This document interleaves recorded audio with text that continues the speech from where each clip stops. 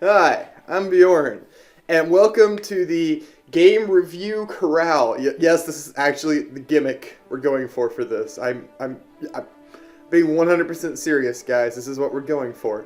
All right, no complaints. Some of you might be familiar with my twin brother who has the exact same beard, the exact same face, but wears slightly different clothes and a different hat than me. That's right, yeah. My twin brother is Bjorn. He's also named Bjorn. Parents were very uncreative with their names. And he's the movie archaeologist or some shit. I don't know. I can't keep the gimmick straight. But yeah, he reviews movies. I'm a different guy, completely different dude. I review games, and today we've got one heck of a rootin' tootin' game in the corral. So let's go wrestle up a review. God, I can't keep this up, guys. Shit. So let's go wrestle up review of this game.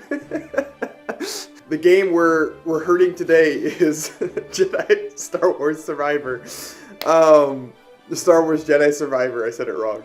Yeah, this game was pretty good. Right out of the gate, I'm gonna get some issues I have with the game out of the way early. I don't really play games for gameplay, and a lot of people are gonna go, "Bjorn, that's stupid." I'm like, yeah, it's pretty stupid.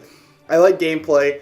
If it's really bad, I'll notice and not like it. But if it's even mediocre and the story is really, really great, I'm invested. I've always been a story first guy, especially when it comes to my games, because I think video games offer a very interesting medium to tell stories in.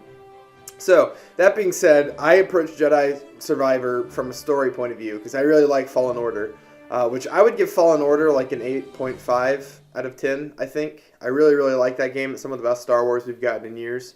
So yeah, when I was approaching this one, I came in expecting a good story, and I got that. In fact, I think the story here is actually stronger than the original.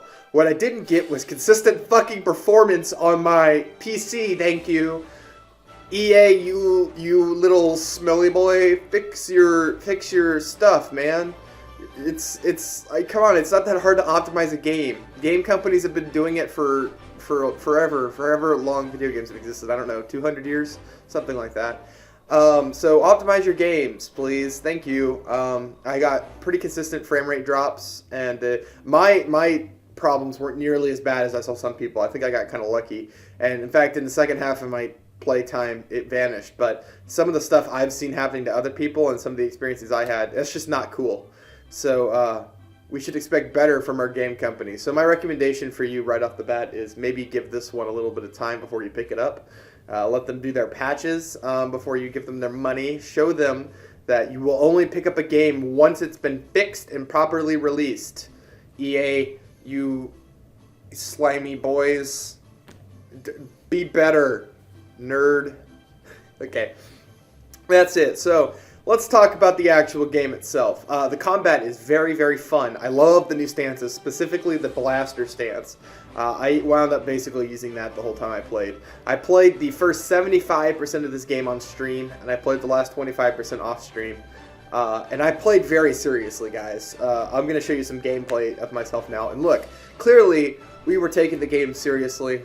We came at this experiencing the narrative. We were immersed in the game. And, we were there not for a good time. We were there to take the experience seriously. So, that being said, I enjoyed the combat. I like the new stances. The parkour is fun, if a little tedious. I personally find that the parkouring, it gets a little stale after a while, and you're just doing it over and over again. During the second half of the game, they added the ability to jump midair and double jump and then do X to slide into things. That sort of reinvigorated the parkour just a little bit. Oh look, it's the cattle dog. He's done invaded the game review corral. Okay, sit down. Okay, you can't just come in here. I mean, you can. You can't just come in here and invade the movie review. So I thought the gameplay was pretty fun. It's not reinventing the wheel. If you like Jedi Fallen Order, this is just more of that. You just get more of that. It's the exact same as last time, with some slightly new stances and some new force powers, but not many. And I guess for that, on that front, it's pretty good. So let's talk about what I'm actually, at liberty to talk about. The things I sort of know, which is story. This game, it had me going. So I will not get into spoilers for this game until I put up a big spoiler warning. Spoiler warning, I'll do the whole thing. Now is not that time.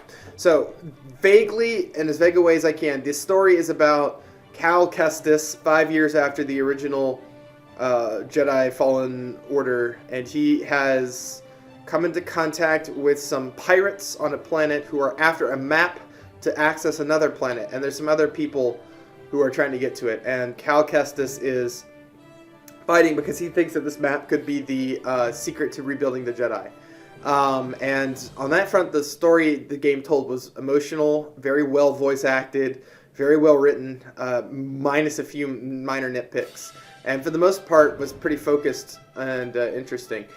There's one quest in the middle of this game. I think I played this one half on stream, half off stream, where you're on Jeddah and you're trying to get to a sanctum of people before the Empire does. And that's not really a spoiler, it's very vague.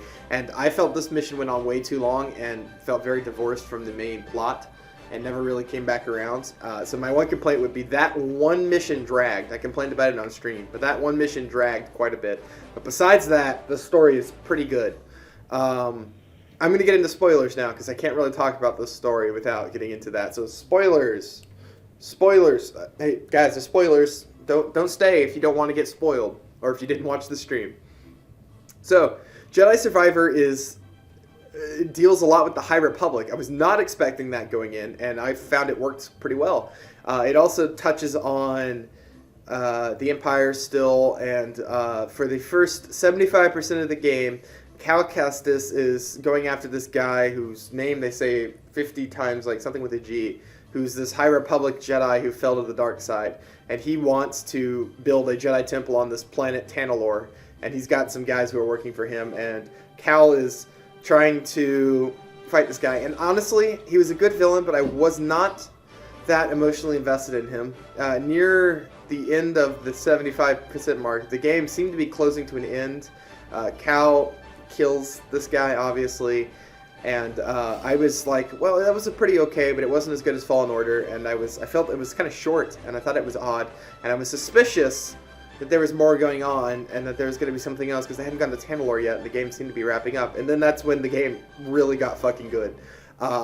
Obviously, Bode, your companion, is actually a Jedi who betrays you, or Sith, I guess, who betrays you, steals the map, and lets Darth Vader kill Seer. And the game from that point on is fucking incredible. It elevated itself from like a 7 out of 10 story to like a 9 out of 10 for me. I really, really liked Bode being a villain. I liked almost everything with it, minus a tiny little thing at the end. Bode's motivations are kind of silly. It's a shame, because I think this is a very easy and simple way to fix Bode so that what he's doing makes more sense. I think he should be an Imperial loyalist more than he was presented in the game. The way he is now, what he's doing makes no sense. He should just help Cal. He has no motivation to really fight Cal, but I could suspend my disbelief on that a little bit. And besides that, he's a very compelling villain. His relationship with Cal is very good. The fight with him is great. The twist is amazing. I would say it's like probably the best Star Wars twist since Luke, I Am Your Father. It's a very, very good twist. I didn't see it coming, although I was suspicious on Bode at first. But as the game went on, he was just such a homie, like helping Cal hook up. I was like, oh, okay, well, maybe not. And then, obviously, for the betrayal, I saw it coming. But the Jedi thing, or the Force user thing, I had no fucking idea that was coming. I kind of wish I'd been on the stream when it happened. I wasn't streaming when it happened, so no one else got to experience that with me, and which is a shame. Because that twist, I was pretty floored by it. I literally said out loud, "Wow, that's pretty good." I was having quite a bit of fun with this game.